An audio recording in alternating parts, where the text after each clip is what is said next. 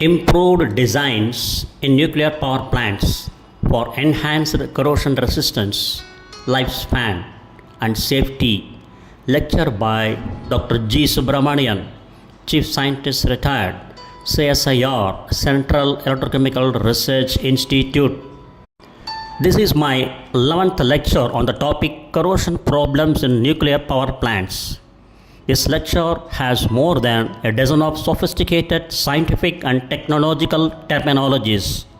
They are TRISO particle fuel, ITER International Thermonuclear Experimental Reactor, BSC image, backscattered electron image, FDDZ,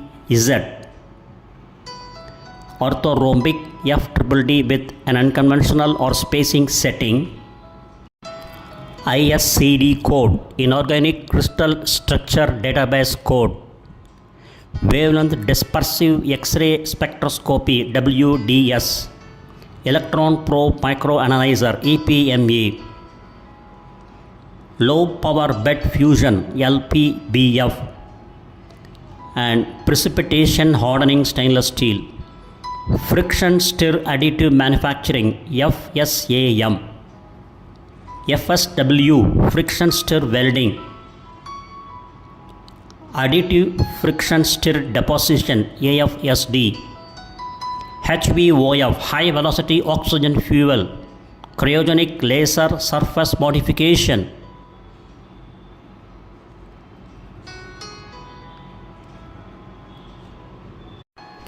Improved designs in nuclear power plants are focusing on enhanced corrosion resistance through advanced materials and surface treatments, aiming to extend component lifespan and improve safety.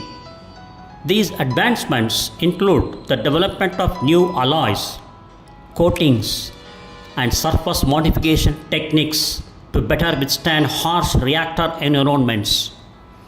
Modern nuclear reactor designs enhance corrosion resistance through advanced material, specialized coatings, and optimized manufacturing. Innovations include high-temperature nickel-based superalloys, ceramic coatings, graphene-coated fuel cladding, which mitigates stress corrosion cracking and degradation in extreme radiation-intense and high-temperature environments. Detailed look at the improvements, the designs of nuclear power plants. One is advanced materials. Under this we have high temperature alloys. Nickel-based alloys and refractory metals are being developed to resist corrosion in high temperature environments like molten salt reactors. Nickel-based superalloys and ODS. ODS mean oxide dispersion strengthened alloys. Replacement for standard materials like zirconium include 15 titanium stainless steel and ODS alloys, which provide superior creep resistance and stability. High temperature gas reactor fuel system showing TRISO fuel particles, that is tri-structural isotropic fuel particles, consolidated into a graphite matrix as prismatic blocks. Upper right you can see the images, or pebbles lower right you can see. Now if you look into the images, we can go into details of this. So you can see the images on the top left. You can see prolytic carbon, silicon carbide, uranium dioxide or oxycarbide kernel. From this you can, if you go towards right side, prismatic, you see particles, then compacts, then fuel element. So TRISO coated fuel particles left are formed into fuel compacts center and inserted into graphite fuel elements right corner for the prismatic reactor. And another one is, if you go down, pebble, you can see here TRISO coated fuel particles are formed into fuel spheres for pebble bed reactors. This left downwards image gives you the fuel free shell fueled zone, that is matrix you can see on the left side, and kernel you can see buffer layer, inner PYC layer, silicon carbide layer and outer PYC layer. Further, if you if you look into the fuel sphere of dia 60 mm, you can see 5 mm graphite layer, coated particles embedded in graphite matrix. You can see half section of this, and arrangement you can see on the bottommost left side, bottommost right side of the image. You can see the arrangements, crystals arrangements. An artist's impression of ITER tokamak, which holds the plasma. The plasma is represented in this image by the purple donut segment. So you can see the image on the left side, which gives you the view of the plasma colored as purple donut segment. What is ITER? International Thermonuclear Experimental Reactor is a massive global scientific collaboration under construction in Cadarache, France. Its goal is to build the world's largest magnetic confinement tokamak to prove that nuclear fusion, the process that powers the sun, can be harnessed as a safe, clean and limitless energy source. A multi-million-dollar fusion energy experiment in France has brought Australian experts on board as part of research that could one day help supply the world with clean, carbon-free energy. The ITER project, currently under construction in France, promises carbon-free clean power by fusing hydrogen nuclei to form helium in high-temperature plasmas like the sun. The image on the left side gives a view of the plasma purple donut segment. The ITER project experiment is the collaboration between the European Union and the United States, India, Japan, China, Korea and Russia. However, Australian experts from the Australian Plasma Fusion Research Facility at the Australian National University were asked to design a system to monitor heat that escapes from the reactor. Under this advanced material, the second category is ceramic composites. These materials offer high strength, radiation resistance and corrosion resistance, making them suitable for advanced reactor designs. Graphene and ceramic composites, vertical graphene coatings grown on zirconium alloys, improve thermal transport and act as robust physical barriers against corrosion. The third category under this is silicon carbide SiC coatings. Silicon carbide coatings are showing promise in mitigating corrosion, thermal fatigue and radiation damage. The fourth category is duplex stainless steel. This material offers better corrosion resistance than traditional stainless steel, allowing for longer component lifespan. So under advanced materials, the fifth category is iron chromium aluminum alloys. These alloys, especially when treated with cryogenic laser quenching, exhibit enhanced surface strength and corrosion resistance. Sixth category is advanced cladding materials. Thin-walled iron chromium aluminum alloy tubes are being considered as replacements for zirconium alloy cladding, with research focus on enhancing the surface properties. Advanced zirconium alloys. Modern fuel cladding employs optimized zirconium alloys to minimize water-side corrosion and oxidation. The microstructures analysis and phase identification of remelted layer. The optical image in figure A clearly shows rod-shaped second phase particles irregularly dispersed on the matrix. You can see on the left side the images from A to H. I also, A to I, yes. So the optical image of the designed iron chromium boron molybdenum alloy A, and B is the XRD pattern. The image C to I WDS mapping results within EPMA system depicting the elemental distribution in the iron chromium boron molybdenum alloy. C represents the BSC images, D iron and E chromium, F that is of boron and G that is of molybdenum, H that is of titanium and I that is of aluminum. The optical image in the figure A clearly shows rod-shaped second phase particles irregularly dispersed on the matrix. The XRD results presented in figure B identify the matrix as the alpha iron chromium 1M 3M with a reference to ICSD codes 24963.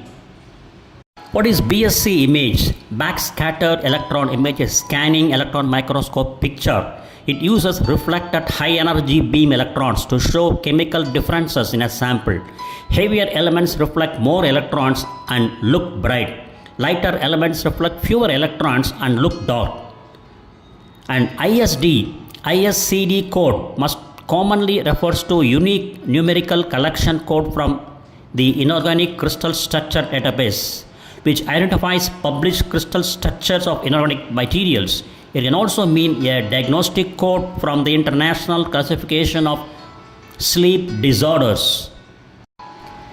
The eutectic borides are predominantly composed of M2B type borides such as F1.1, chromium 0.9, boride 0.9 in bracket FDDZ, and within bracket ICSD number is 16554. FDDZ refers to space group number 70, that is orthorhombic FDD with an unconventional or specific setting, often seen in structural crystallography for phases like alpha sulfur S8 or specific theoretical crystal phases investigated in material science. Furthermore, the elemental mapping distribution figure D to I acquired using WDS within the EPMA system revealed that the rod-like and net-like borides figure CEF consist of chromium-rich phases, whereas the dendritic structures in the bright regions figure CFG are composed of molybdenum-rich borides exhibiting notably higher molybdenum concentrations. Here, wavelength dispersive X-ray spectroscopy WDS inside an electron probe microanalyzer EPMA is an analytical method used to measure the chemical composition of solid materials. It relies on diffraction crystals and Bragg's law to separate characteristic X-rays by wavelength, delivering high spectral resolution and trace element sensitivity down to parts per million ppm levels. Further, electron probe microanalysis EPMA is a non-destructive analytical tool used to find the chemical composition of small volumes of solid materials.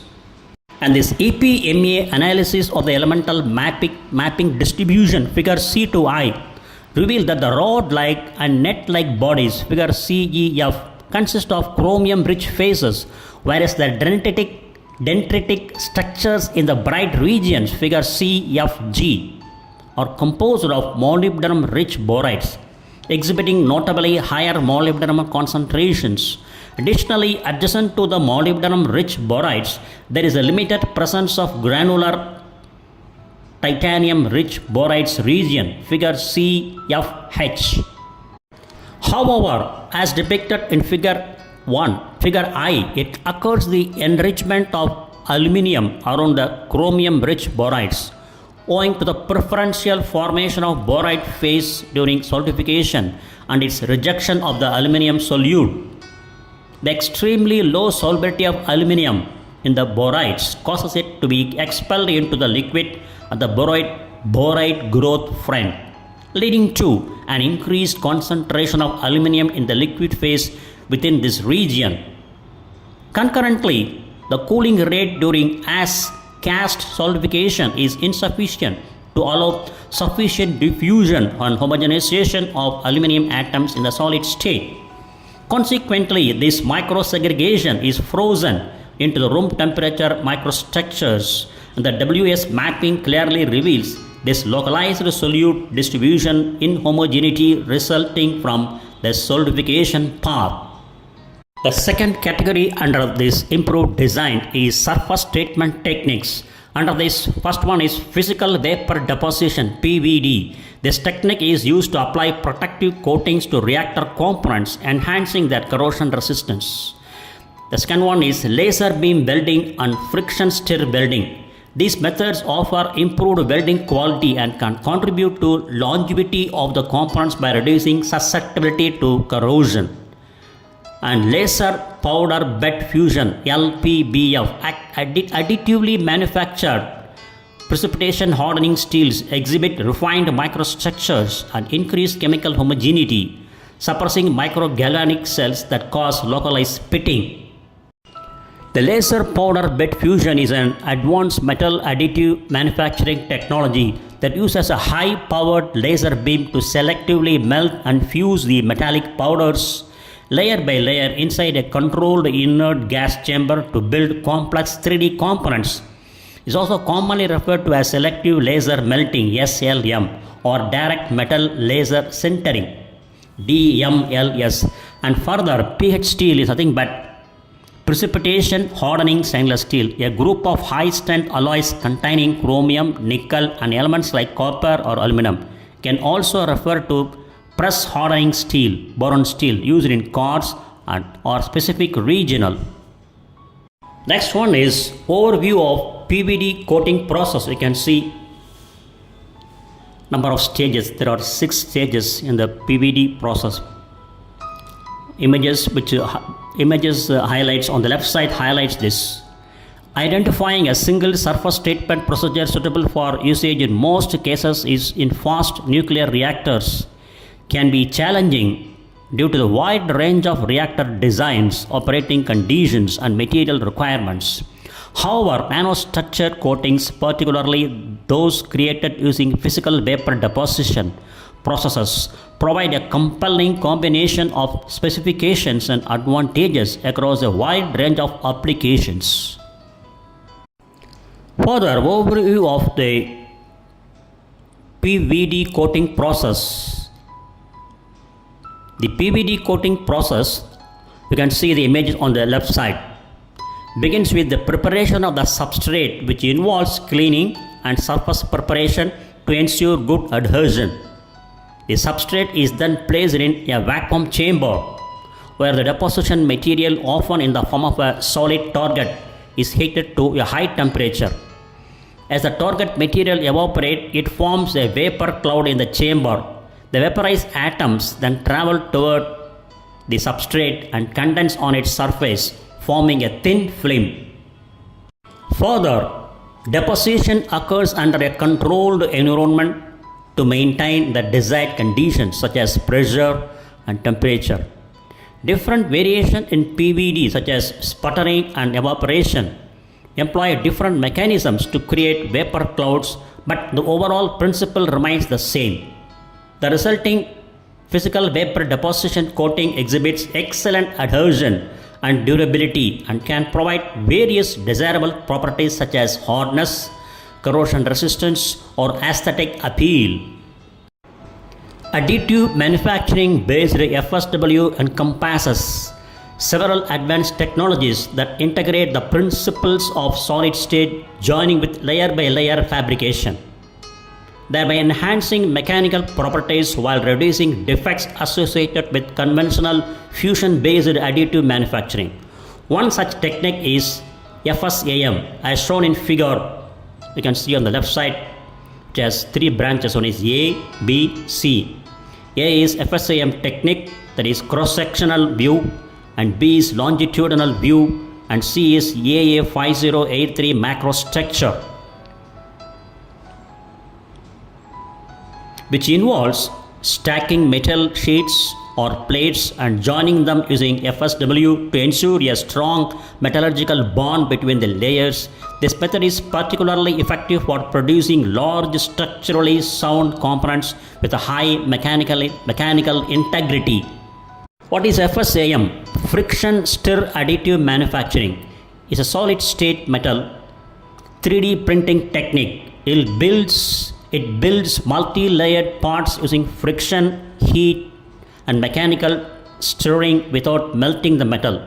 A rotating tool softens the material and deposits layers sequentially. And FSW most commonly refers to the friction stir welding in engineering and manufacturing.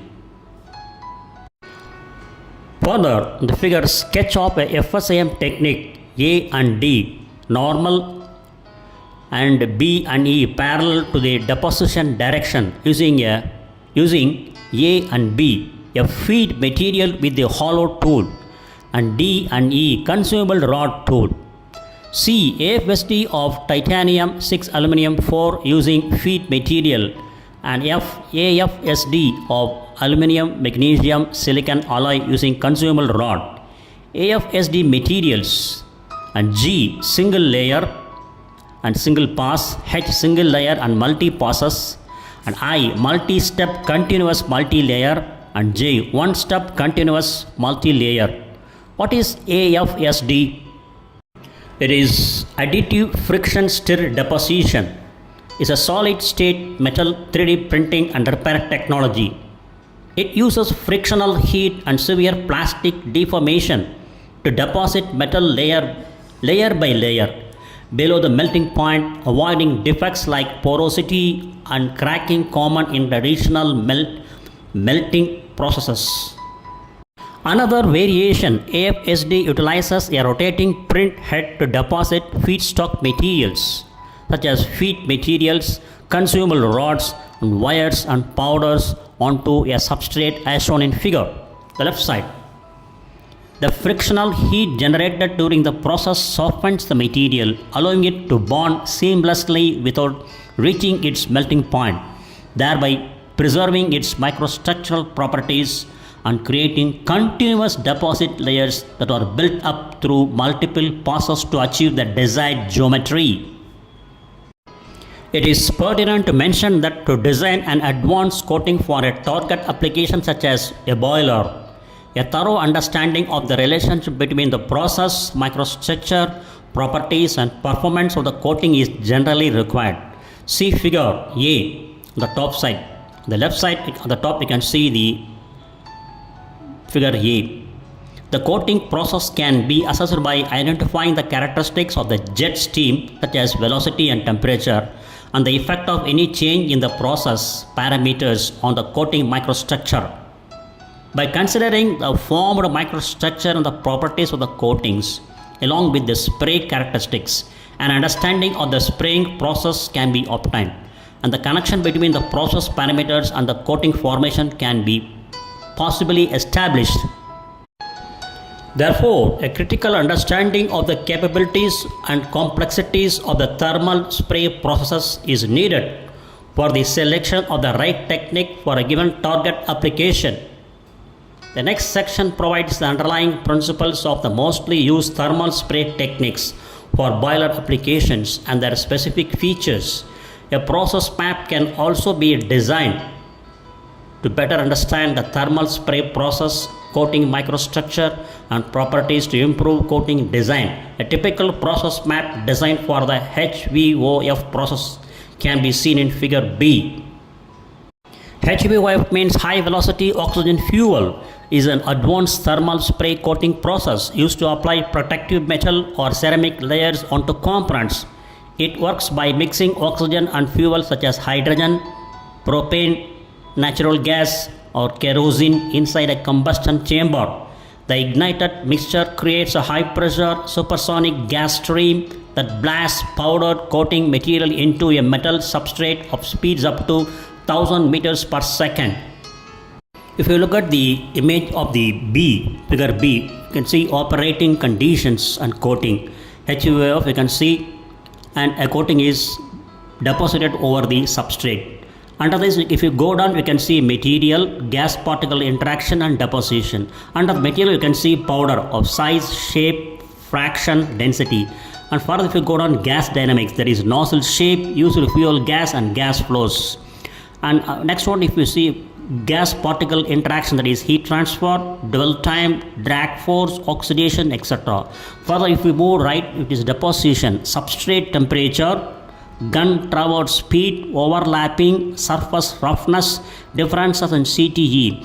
Further, if you go down from material, process mapping, manipulated factors by gas flows, that is chamber pressure, gas flow density, gas velocity, gas temperature. Then there is first order. Then on the right side you can see, if you move further, you can see measured particle state, that is temperature, velocity, molten stage.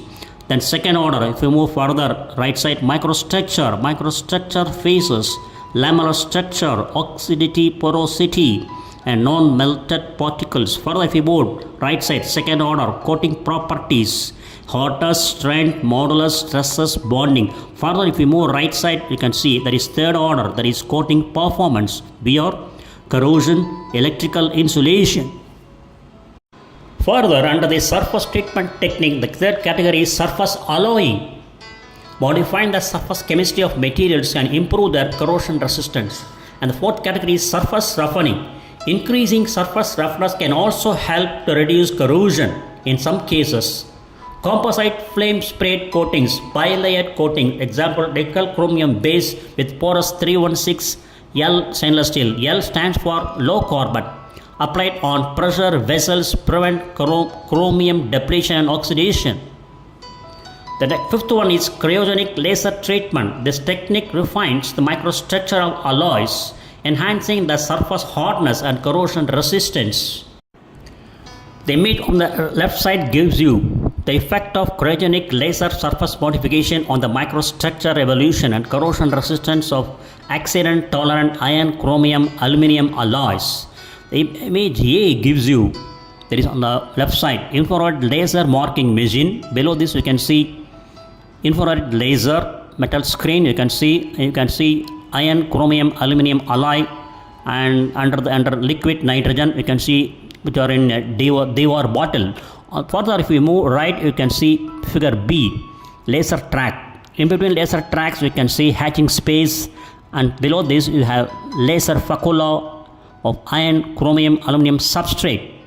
Accident tolerant iron, chromium, aluminum alloys require a thinner cladding wall than zirconium cladding to overcome the extra neutron loss, thus requiring enhanced corrosion resistance. Surface treatment was used in this study to address this issue via cryogenic laser surface modification. A finite element model based on heat transfer theory was raised to reveal the temperature field change during cryogenic laser treatment. The relationship between the laser processing parameters and surface morphology was studied with various characterizations to better understand the process mechanism and verify the correctness of the model. Cryogenic laser surface modification is an advanced materials processing technique that combines high-intensity laser irradiation with ultra-low temperature cooling, that is using liquid nitrogen, carbon dioxide or dry ice. This dual action induces rapid extreme thermal quenching, producing fine microcrystalline or nanocrystalline surface layers that drastically improve metal durability, wear resistance and corrosion protection.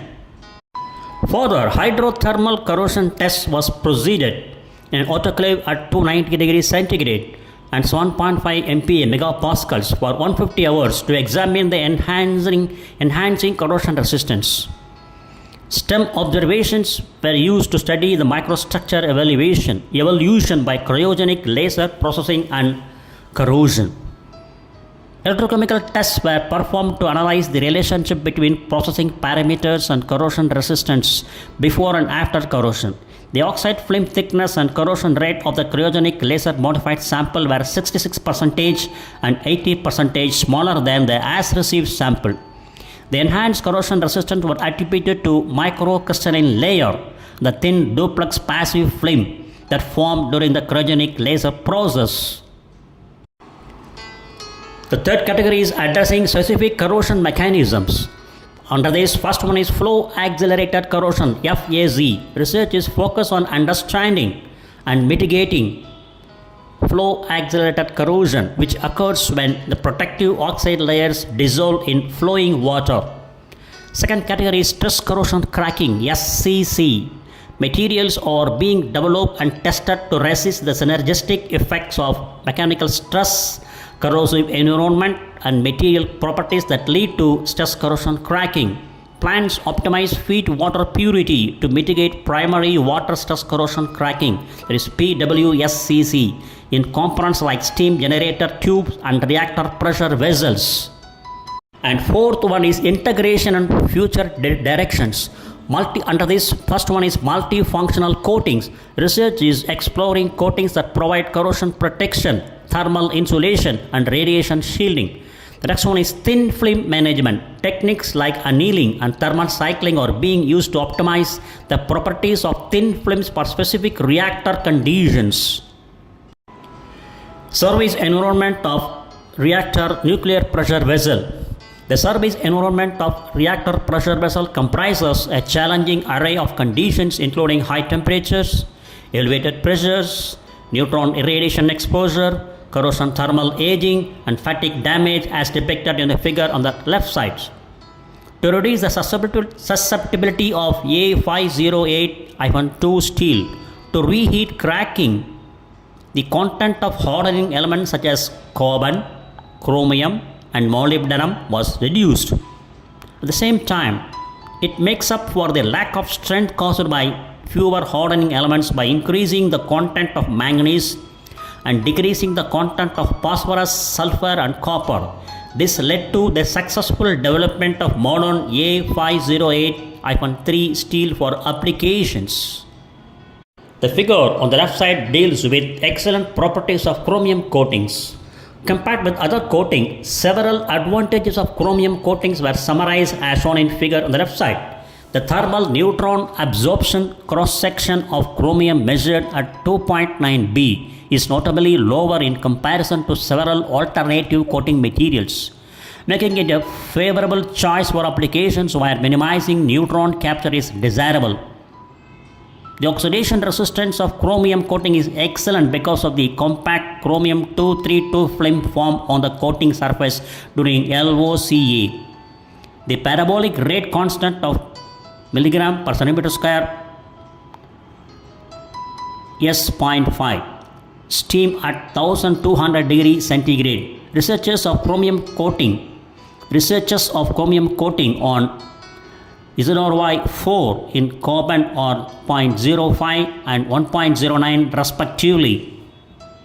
But these figures quantify the superior oxidation resistance of chromium coated accident tolerant nuclear fuel cladding over uncoated ZRY4. The values 0.05 and 1.09 represent the parabolic rate constants for high temperature steam oxidation of a chromium coating and zirc alloy 4 at 1200 degrees centigrade respectively. Further, the elastic modulus of chromium is approximately double that of zirconium, contributing significantly to enhancing the overall stiffness and structural integrity of the cladding material. The wettability of chromium coating is higher than that of zirc alloy, which can improve the thermal hydraulic performance of the cladding. Chromium coatings typically have a dense microstructure, which helps to reduce defects and pores within the coating and improves the overall strength and adhesion of the coating. Chromium exhibits good chemical compatibility with zirconium, which enables chromium coatings to form a stable interface on the surface of zirconium cladding tubes. This compatibility reduces the risk of coating delamination or failure due to chemical reactions. Fourth one, integration and future direction. Under this third category is understanding material behavior. Researchers are developing a better understanding of how different operating conditions affect material performance. And fourth one is integration with advanced reactor designs. The development of advanced materials and surface treatments is crucial for the success of new reactor designs, such as small modular reactors and fast reactors. By focusing on these advancements, the nuclear industry can improve the safety, reliability, and economic viability of nuclear power plants. The BXW Technologies is developing a transportable microreactor that can thrive in off-grid applications and remote areas to produce 50 megawatts of thermal energy for deployment in the early 2030s. The high-temperature gas reactor uses a different form of DOE's triso fuel that contains a uranium nitride fuel kernel for higher performance. The team will work with Idaho National Laboratory INL and Oak Ridge National Laboratory ORNL to test and qualify the fuel. They will also focus on optimizing new manufacturing technologies that could help cut the cost of microreactors in half and develop capabilities that could benefit other advanced reactor designs in the process. The picturesque view of the BWXT advanced nuclear reactor is provided on the left side of this image screen or slide. Westinghouse Electric Company is also pursuing a transportable microreactor that can be installed on site in less than 30 days. The 15 megawatt thermal reactor utilizes triso fuel and a specialized heat pipe design to flexibly operate on a grid or in remote locations.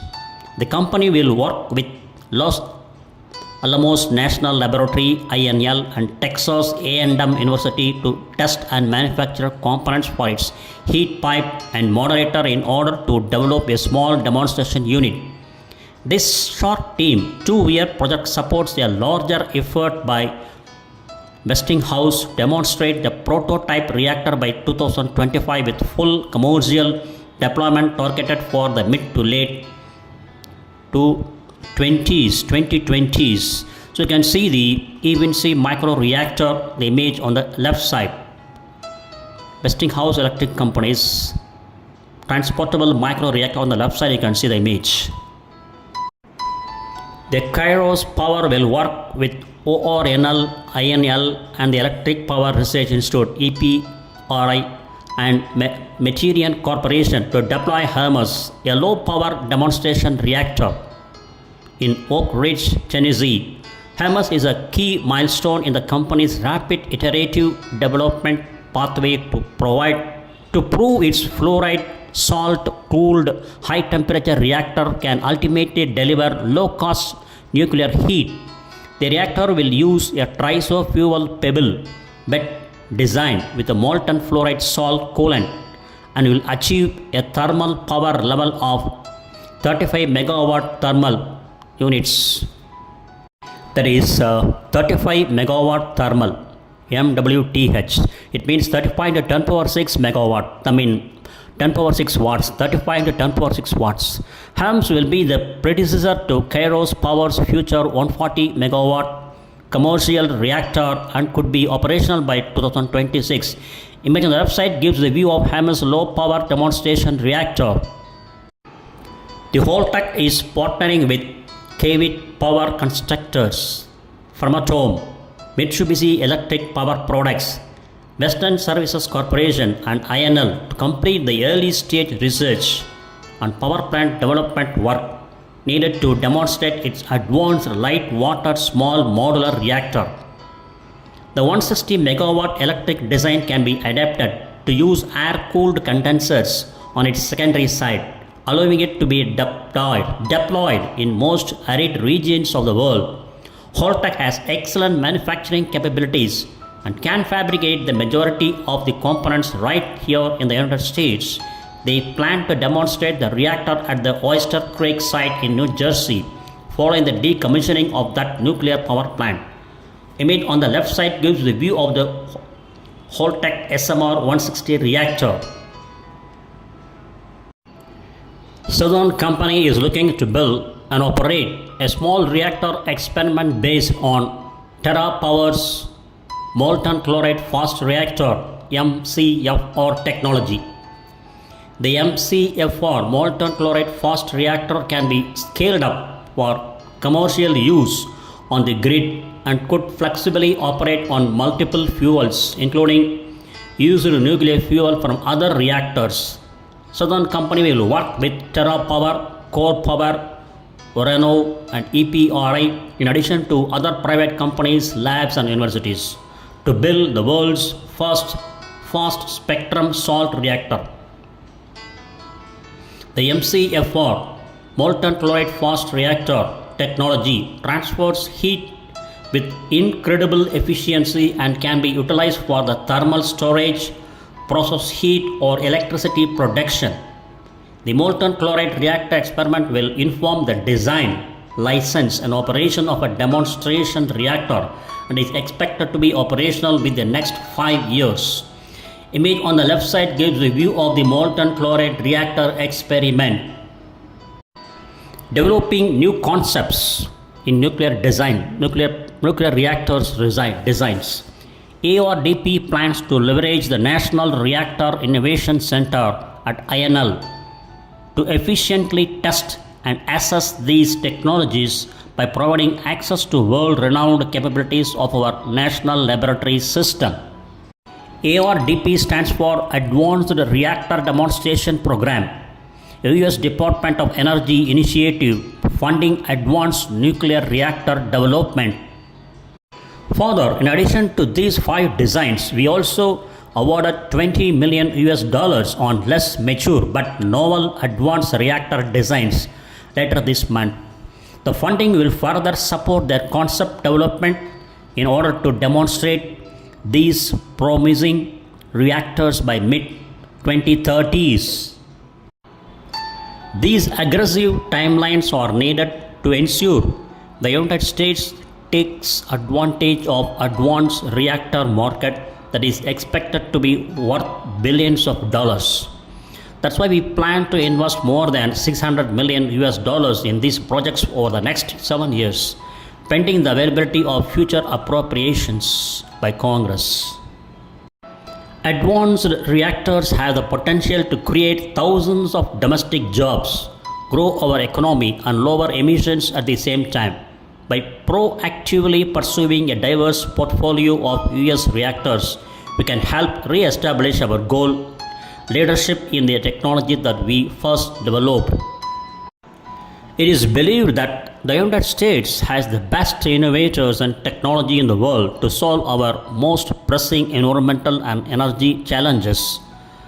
We're optimistic and excited to see what these life-changing reactors can do in the very near future with support from our new program.